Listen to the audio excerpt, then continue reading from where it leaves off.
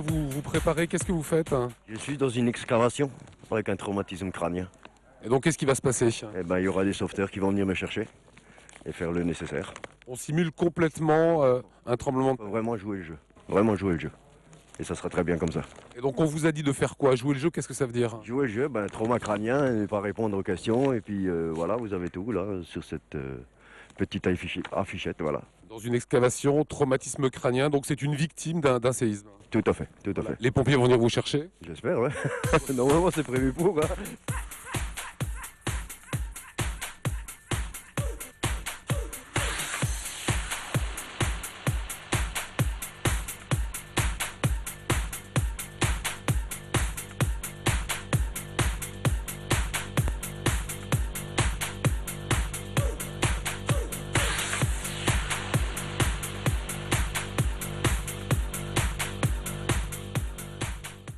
Karl Fleiss, vous êtes médecin, capitaine.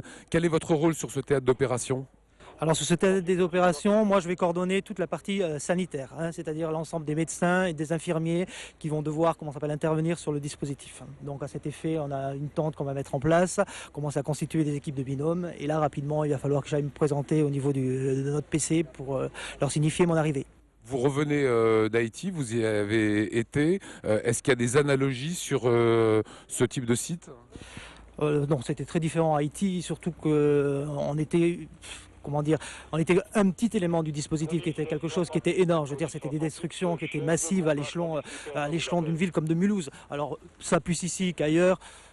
Il n'y a pas trop la différence, surtout que nous, on avait une fonction qui était très cadrée. On était là pour armer un hôpital, pour essayer de faire du soin. On n'a pas du tout agi dans la spécialité sauvetage d'éboulement. On n'est pas allé dans les décombres sortir des personnes. D'autant plus qu'on est arrivé 8 jours après le tremblement de terre déjà, donc c'était un petit peu un décalage, quoi. Comment est-ce que humainement on vit un drame comme celui d'Haïti? Quand on arrive de Colmar, on est appelé en secours. Comment humainement on vit cela?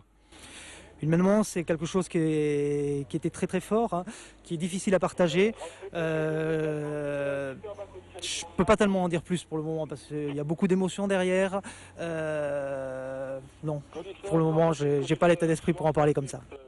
Dernier point ici, il y a toutes les équipes mobilisées, il y a toutes les pathologies qu'on retrouve en cas de tremblement de terre, des jambes cassées, des choses comme ça. C'est ça qui va se passer aujourd'hui? C'est très probable. Je ne suis pas dans les confidences des organisateurs de l'exercice, mais par analogie à Haïti, je veux dire, ce que nous on a vu, c'est-à-dire c'était des pathologies qui traînaient déjà depuis une semaine, avec des grosses plaies non traitées, donc c'était quelque chose qui était plus chronique entre guillemets que pour cet exercice-là où l'effondrement vient de se produire, quoi. Il faut que tout se passe bien aujourd'hui. Quels enseignements en tirerez-vous ce soir quand tout sera fini, capitaine? On verra, on verra, je ne peux pas vous dire là pour le moment, voir si l'organisation s'est bien passée, si on a été à la hauteur, si on a réussi à sauver le maximum de personnes. Voilà. Voilà, merci beaucoup. Merci à vous, capitaine. Voilà ce qu'on pouvait dire aujourd'hui sur ce théâtre des opérations qui simule un tremblement de terre et tous les services associés du département du Haut-Rhin, des pompiers, des médecins.